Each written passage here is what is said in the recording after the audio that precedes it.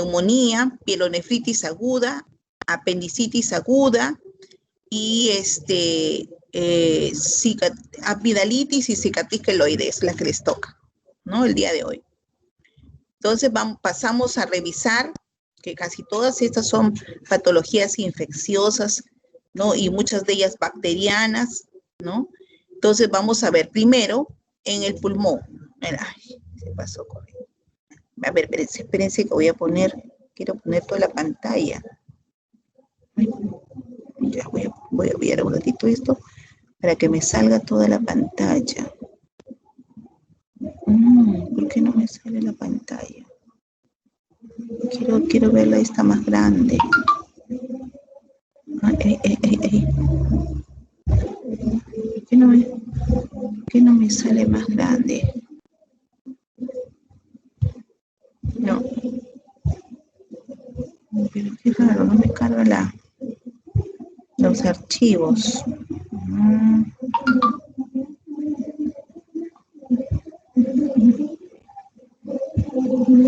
Ya, a ver, no sé.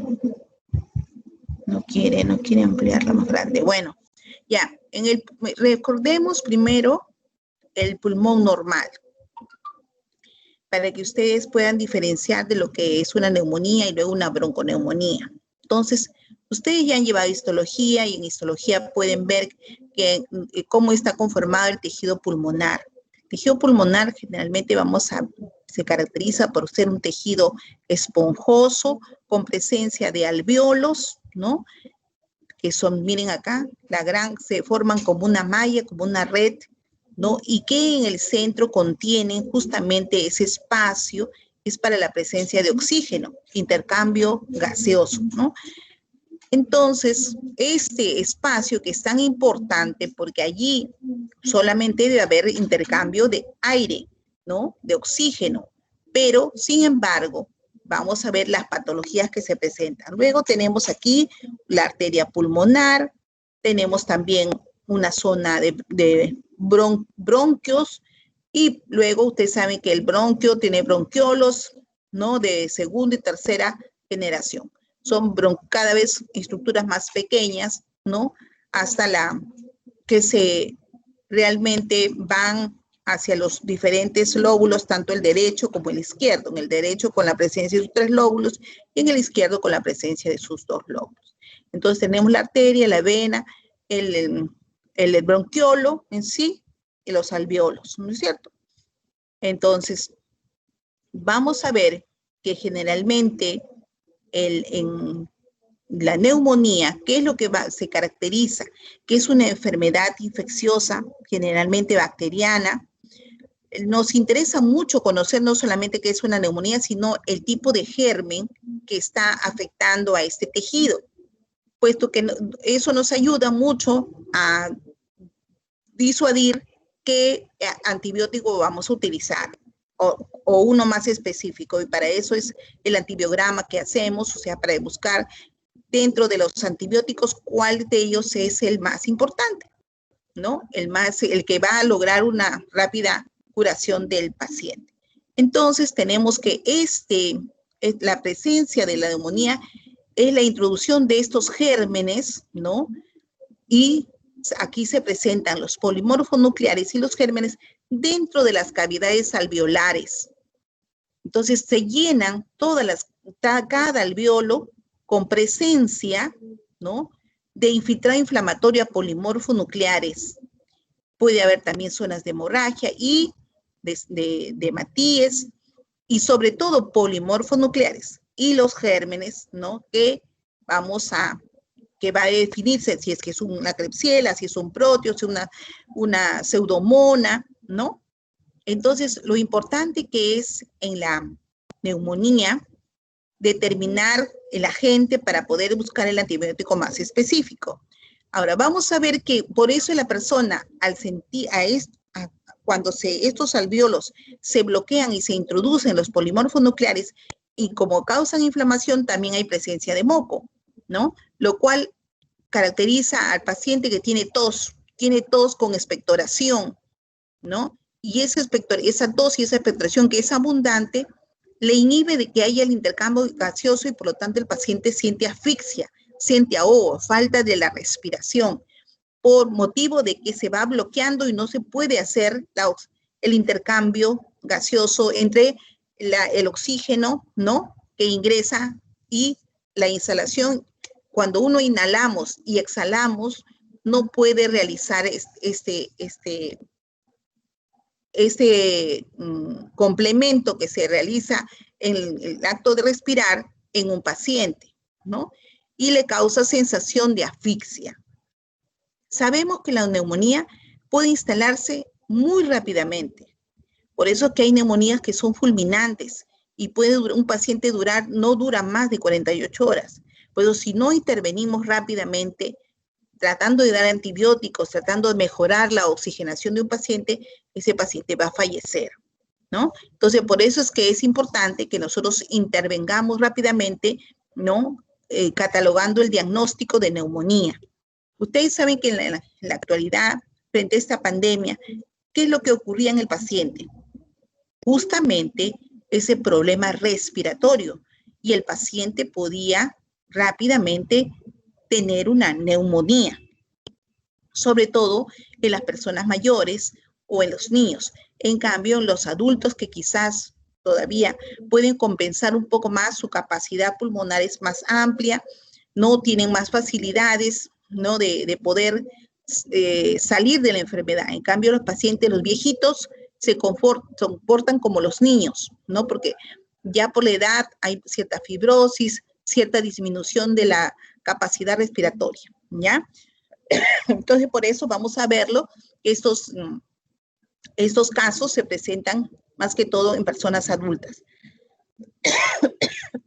A diferencia de los pacientes, de los niños, ¿no?, en los cuales ya vamos a ver que es otro tipo de patología. Entonces, cuando hay una neumonía que hay en el paciente, hay tos, ¿no? Va a haber también fiebre y sensación de asfixia o de disnea, ¿no? Entonces, esas son las características clínicas de esta enfermedad. También podemos visualizar que también frente a esta enfermedad, ¿qué es lo que hacemos? Tratamos también de tomar una radiografía, lo cual ustedes saben que en el pulmón las bases, ¿no? Generalmente en la base del pulmón va a ser más oxigenada que la superficie del pulmón, puesto que los alvéolos, ¿no?, descienden y entonces el oxígeno va hacia esas zonas, pero no se oxigena muy fácilmente las zonas de los lóbulos superiores, que son muy afectados cuando hay esta enfermedad. Entonces vamos a ver que si se condensa en la parte de la base, el paciente tiene mayor sensación de asfixia, ¿no? Entonces eso es lo que ocurre en la neumonía. Ya.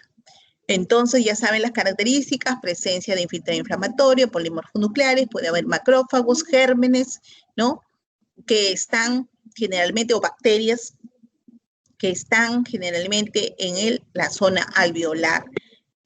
Sabemos muy bien que una de las causas más frecuentes son muchas también infecciones intrahospitalarias. O sea, el paciente no necesariamente puede estar en su casa, puede ir a un hospital y de repente contagiarse con algún germen que esté, ¿no?, en el hospital, en el ambiente, ¿no?, y contaminarse, como ocurre también las pseudomonas que contagian a los niños. Entonces, luego tenemos aquí, esta también es una vista del pulmón. Entonces, miren, para ver luego lo que es la bronconeumonía. La bronconeumonía es una infección que se presenta generalmente en niños pequeños, o también en adultos mayores, ¿no? Entonces vamos a ver aquí que está muy cercano a la zona del bronquio, que está conformado por un tejido cartilaginoso. Hay una gran dilatación de la zona del área bronquial, presencia de infiltrado inflamatorio.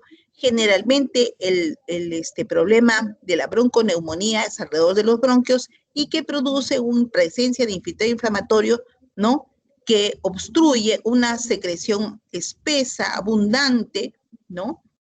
Y vamos a ver que esto también hace de que la persona no pueda, ¿no? Se bloquee realmente la función respiratoria, y también el niño que tiene unos pulmones muy pequeños, un bebé, por ejemplo, sus pulmones son muy pequeñitos, y si bloqueamos prácticamente no tiene mucha capacidad respiratoria, como también en las personas adultas, personas mayores, viejitos, ancianos, en los cuales generalmente ya tienen una capacidad respiratoria disminuida, porque tienen a veces zonas de fibrosis o han sido fumadores, entonces ya tienen un pulmón que no tiene la capacidad de poder soportar una infección.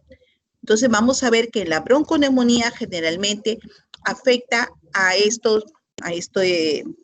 zona bronquial, ocasionando pues una cantidad de secreción mucoide, ¿no? Que impide en sí la respiración. Entonces vamos a ver que generalmente hay presencia de puede haber neumococos, que generalmente es muy frecuente o puede ser frecuente en los hospitales, en niños, porque ustedes saben que el neumococo no es tan fácil de poder, es un germen gran positivo que no es tan fácil de poder que se disemine tan rápidamente. Cuando encontramos un neumococo en un diagnóstico, inmediatamente tenemos que comunicarlo incluso al Ministerio de Salud, porque requiere de un tratamiento específico, el cual el Ministerio de Salud por un programa tiene el tratamiento adecuado que debe darse no solamente cuando es un neumococo, no solamente se le da el tratamiento al paciente, sino también se le da a las personas que han estado cerca, a la enfermera que estuvo tratando ese caso, ¿no? ¿Por qué? Porque es altamente contagiante. Entonces, por eso es que tenemos que la bronconeumonía también sigue siendo, ¿no? Una patología de mucho cuidado, ¿no? Que pues estas secreciones que infectan pueden embolizar el bronquio y permitir que prácticamente la persona no tenga respiración, ¿no? Se bloquea por la cantidad abundante de gérmenes y de moco. Uh-huh.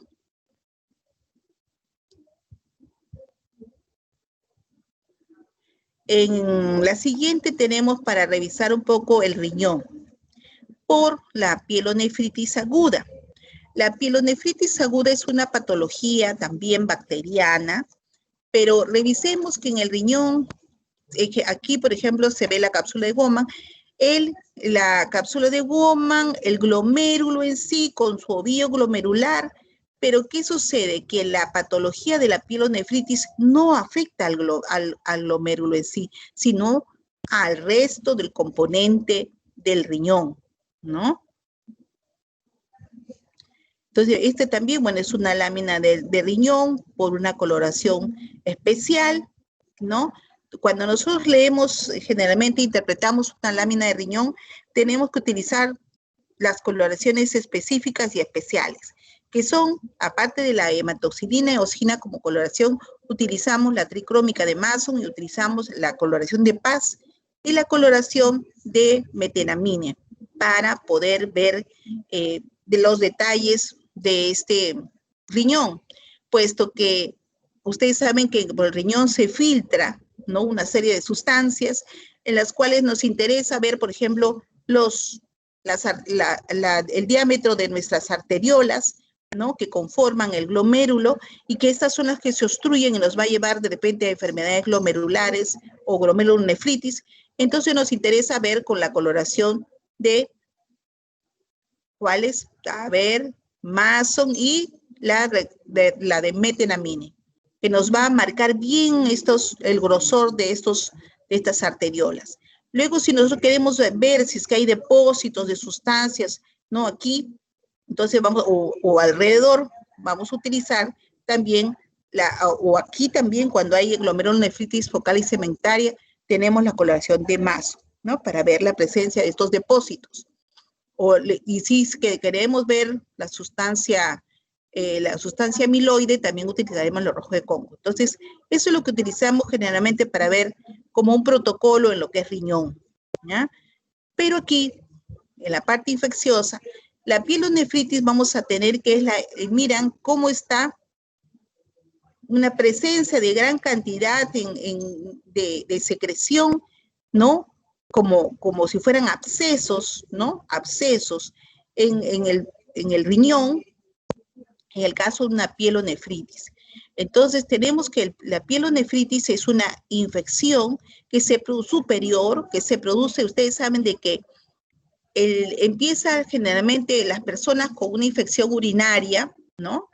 Se inflama la vejiga, lo que es una cistitis, pero luego puede haber una pielonefritis, quiere decir que es el ascenso de estos gérmenes de la vejiga por justamente los uréteres, va hacia la zona pielocalicial, que es esta zona, donde ingresa generalmente ay, esto no se puede subir más, ya.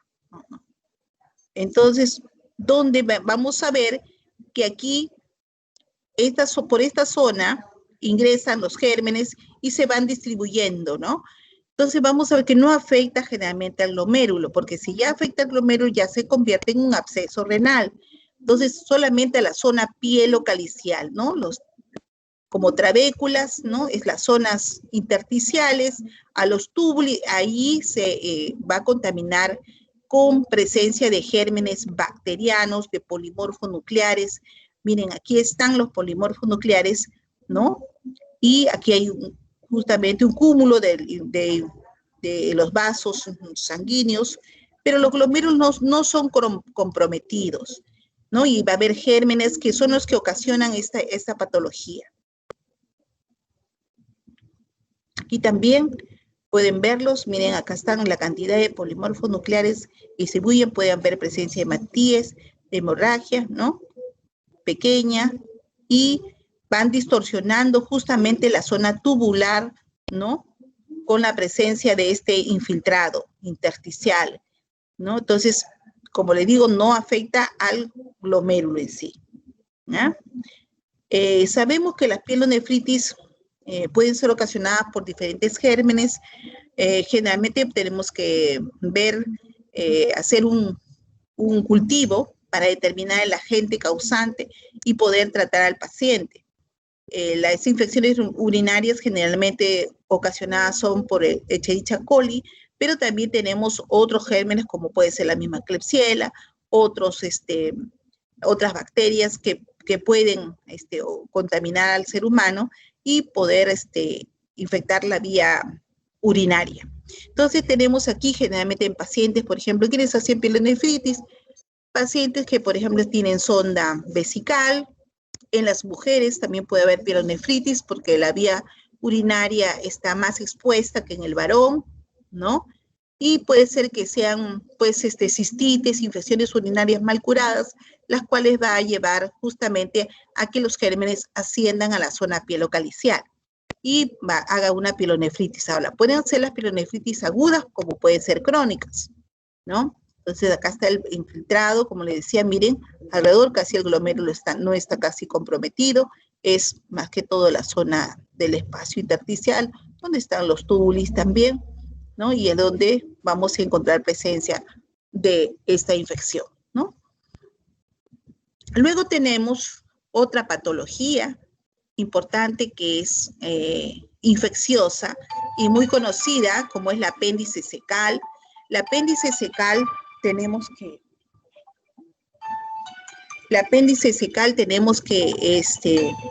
también es importante tomar en cuenta que es un rezago a nivel del intestino. Ay, perdón. Aló, Fernandito. Ya estoy en mi casa, ya salí del hospital porque estoy en clase. Ya, chao, nos vemos mañana, hasta mañana.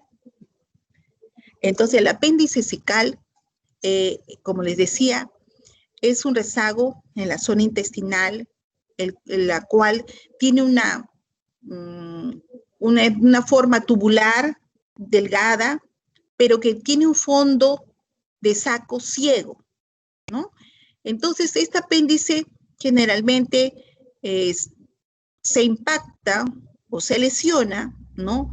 en personas, o generalmente es en niños y en personas adultas jóvenes. Es muy raro que haya apendicitis en personas adultas.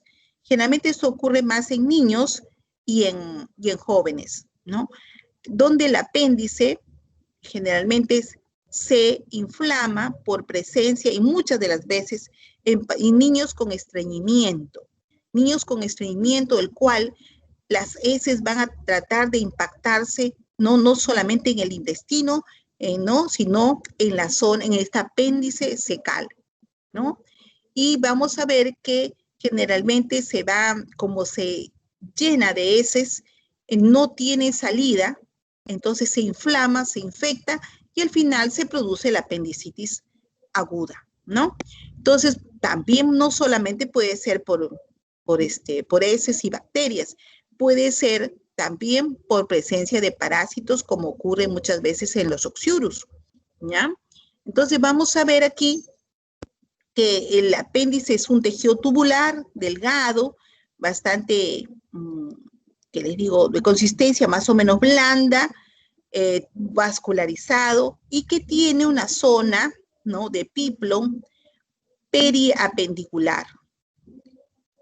Cuando ocurre la apendicitis, vamos a ver que generalmente no solamente como se inflama todo el apéndice, vamos a ver que esta zona, esta grasa periapendicular también se compromete con el tejido bacteriano que va a tratar de supurar de la misma apéndice, y va a fluir hacia esta grasa, y al final va a ser el plastorón apendicular, ¿no? Entonces se inflama todo esto y todo se plastrona, y el paciente puede ser una gran peritonitis, ¿no? Entonces miren aquí, en la histología normal del apéndice vamos a ver que tiene una zona de la mucosa, una muscular mucosae, y después tenemos que tiene una zona muscular, ¿no? Fibras musculares, y luego la serosa adventicia. Vamos a ver que tiene folículos linfoides, ¿no? Porque es también un órgano de defensa del organismo, pero vamos a ver que estos folículos van a estar trastocados o dañados cuando hay una apendicitis. Cuando tenemos diagnóstico de apendicitis es que el infiltrado inflamatorio ha llegado hasta la zona muscular. Cuando solamente toca la superficie, no hay, puede ser una apendicitis flemonosa, pero esta infección va a ir avanzando y va a pasar a la submucosa y llega a la muscular. Entonces ya hablamos de una apendicitis aguda, muy difícil de que ese caso pueda retroceder o pasarlo desapercibido.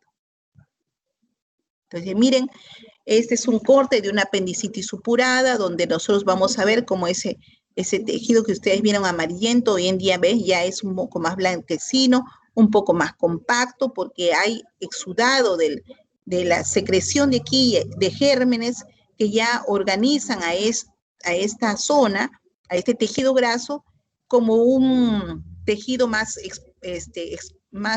endurecido y blanquecino, ¿no? Asimismo, nosotros vamos a ver, miren, aquí y aquí, estas dos zonas, como aquí, es la presencia del coprolito, ¿ya? No se ve acá por lo que lo tapa esto, pero ahí, esto se llama coprolito, que los coprolitos son los fecalitos o heces impactadas que han bloqueado justamente la luz del apéndice. O sea, este es un apéndice que le hemos cortado como una rebanadita de un pancito, ¿no? En forma sagital, y tenemos que aquí hay una parte y acá está la otra parte. Entonces vamos a ver que está todo esto lleno de un sangrado, parte de heces, y aquí estos coprolitos o fecalitos que se han impactado e impiden justamente su retorno porque ya no pueden salir una vez que ingresó en ese espacio, ¿no? Entonces, al final, el paciente termina con un gran dolor por el problema infeccioso. Entonces, ¿qué es lo que tiene la apendicitis? Dolor abdominal, el fosa ilíaca derecha, además tiene fiebre, ¿no? Y esto ocasiona, pues, en el paciente una emergencia, ¿no es cierto? Una emergencia. Entonces aquí también, miren, cómo de la mucosa las invade el infiltrado inflamatorio, va invadiendo aquí también, ¿no? Y al final se distorsiona la arquitectura normal del apéndice por la presencia de este infiltrado inflamatorio a polimorfos nucleares y lo torna pues en un cuadro apendicular agudo. Luego tenemos otra patología que revisar, también infecciosa, que es la amigdalitis crónica. Como ustedes pueden saber, la amigdalitis generalmente es una infección que se presenta más en niños, ¿no? Y que generalmente son por bacterias también, generalmente entre ellas el estreptococo, o también puede ser por otras bacterias como actinomyces, ¿no? Que puedan producir generalmente infección. Entonces vamos a ver que al revisar a la persona que tiene dolor, sensación febril, vamos a ver que hacemos una inspección de la cavidad oral y vamos a ver estas placas blanquecinas que se presentan en las amígdalas, ¿no? Y que motivan justamente, miren, con zonas de sangraditos, ¿no? De hiperemia, están, además, las amígdalas están muy crecidas de tamaño, por lo tanto, el paciente siente una sensación, ¿no? De dolor y de dificultad para deglutir, ¿no? Y es motivo de una amigdalitis crónica. Entonces, crónica se dice porque al comienzo decimos una amigdalitis aguda, pero si un niño, por ejemplo, pasa más de 4 amigdalitis en el año, eso ya es una amigdalitis crónica y por lo tanto sí merece su cirugía. Si se presentara una sola vez, bueno, podemos pasarlo con un tratamiento, por supuesto, pero ustedes saben que no se puede permitir tampoco tantas infecciones repetitivas, porque puede estos gérmenes no solamente afectar a la amígdala, sino afectar a nivel del corazón, que ya nosotros vamos a llamar lo que es la endocarditis bacteriana, o puede ocasionar artritis en rodillas, miembros, ¿no? Entonces, por lo tanto, va a ser ya un cuadro infeccioso a articulaciones. Entonces, en lo posible, debemos tratar de que los pacientes no tengan amigdalitis y si no, cortar rápidamente sus cuadros para evitar que tengan complicaciones. ¿Qué es lo que vamos a ver nosotros? Miren, la amigdalitis crónica, cuando ya nosotros hacemos un corte de estas amígdalas que ustedes han visto, miren, de estas amígdalas que se ven así, ovoides, ¿no? En forma ovoide, lo cortamos en forma sagital y vamos a tener lo que estamos viendo aquí, ¿no? Que generalmente es un tejido conformado por un tejido compacto, trabecular, pero que tiene, miren, abundante infiltrado inflamatorio, folículos linfoideos, ¿no? Que están presentes aquí. Y estos folículos pueden ser muy grandes, lo que llamamos hiperplasia linfoidea, generalmente presente en las amigdalitis crónicas, donde como hay varios cuadros a repetición, ya estos folículos se crecen de tamaño y las amígdalas también, ¿no? Entonces vamos a ver que el infiltrado inflamatorio y gérmenes que se acompañan. Entonces nos importa mucho siempre en esos niños hacer un hisopado para un estudio microbiológico del agente causal de la amigdalitis, ¿no? Entonces, es así como, aparte de los hallazgos del infiltrado inflamatorio que rodea esto, y puede haber pequeñas zonas o tractos por ahí fibrosos, también de fibrosis, y algunos hematíes, ¿no? Vamos a ver el crecimiento de los folículos. Entonces, tratamos también de unir nuestra información hacia la toma de la muestra de microbiología para estudio del agente causal, ¿no? Entonces, luego tenemos otra vista que vamos a revisar acerca de la cicatriz queloide. ¿A qué llamamos cicatriz queloide? La cicatriz queloide es una respuesta del tejido frente a una noxa o un daño que ocasionamos, ¿no?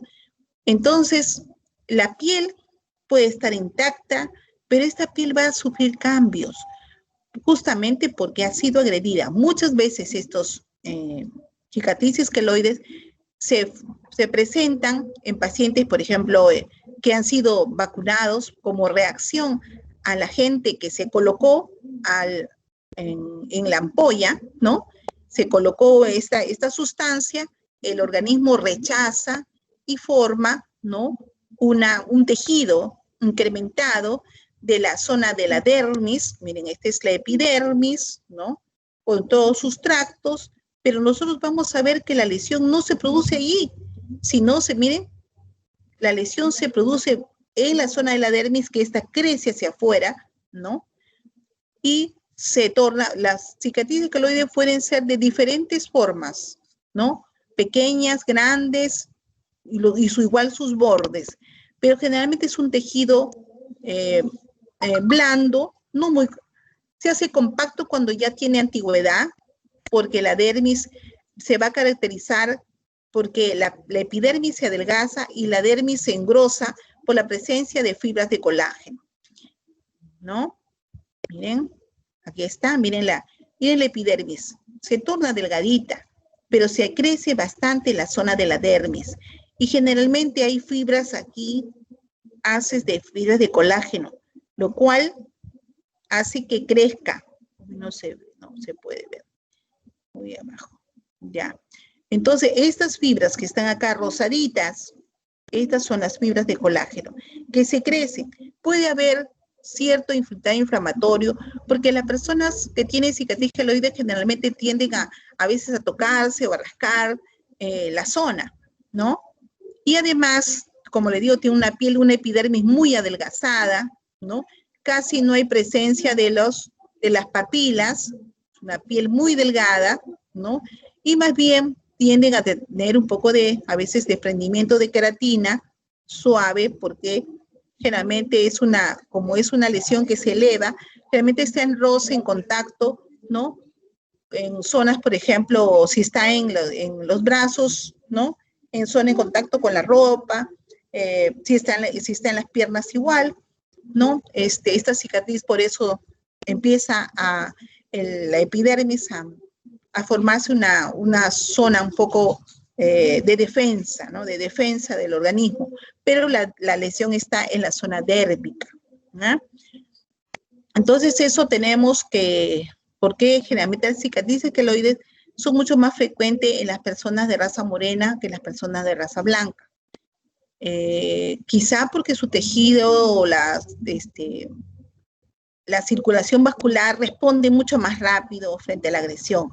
Entonces sabemos muy bien que cuando tenemos una persona que ya dice, tengo cierta tendencia a tener cicatriz queloide, hacemos un tratamiento como los cirujanos recomiendan, que en cuanto esta lesión, esas personas son susceptibles de esta lesión, lo que tenemos que hacer es colocar antiinflamatorios, ¿no? En forma inyectable en la zona de la cirugía, como también puede ser pacientes que han sido operados por una cirugía, en la zona de la cicatriz se va a formar esta cicatriz queloide. Entonces tratamos de infiltrar a las pocas semanas de operado para evitar que se forme esta cicatriz queloide y ya no va a haber esta lesión elevada que se presenta en la piel, que muchas veces estéticamente son muy desagradables, ¿no? Entonces, eso es lo que tenemos con la cicatriz queloide. Ya terminó, creo. Sí, esta es la última diapositiva. Ya. A ver, preguntas. Preguntas, chicos. ¿Me escuchan? A ver. Sí, doctora, sí le escuchamos. ¿Sí? Chicos, ¿alguna consulta tienen?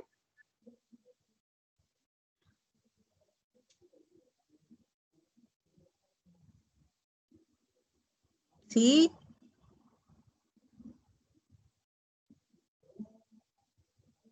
Creo que no hay consultas, doctora. No hay consultas. Los chicos no han revisado, seguro, ustedes, ¿ah? La próxima vez les voy a preguntar. La próxima vez les voy a preguntar, a ver, a cada uno, a ver qué ha mirado con anticipación la práctica. Qué cosa es lo que espera encontrar, ¿ya? Entonces, bueno, eso es todas las diapositivas que nos toca esta vez. Mañana vamos a tener clase, chicos. Chicos. Mañana tenemos clase. Según el cronograma, sí tenemos que tener la cuarta práctica, doctora. Ya, la cuarta práctica. Y el miércoles el seminario, doctora, ¿no es cierto? Una consulta. Ya. Sí, el miércoles el seminario, los 2 primeros grupos. Doctora, un favor, ¿usted cree que pueda subir las diapositivas que nos expone de las prácticas? Sí, por supuesto, sí, le voy a dejar ahí. ¿Dejar de presentar? No. A ver, ¿dónde les dejo la presentación de cantar? Porque, a ver. A ver, participar. Acción. Detener la oración, mostrar. Finalizar, deshacer. ¿Y dónde está? Espérate, ¿dónde está? Que acá está, hay grabación, pero te puedo, sí, las voy a dejar en ahí en la plataforma para que ustedes la puedan revisar, ¿ya? Gracias, doctora. Quizás alguno de los chicos tenga alguna consulta con respecto a la clase o al curso.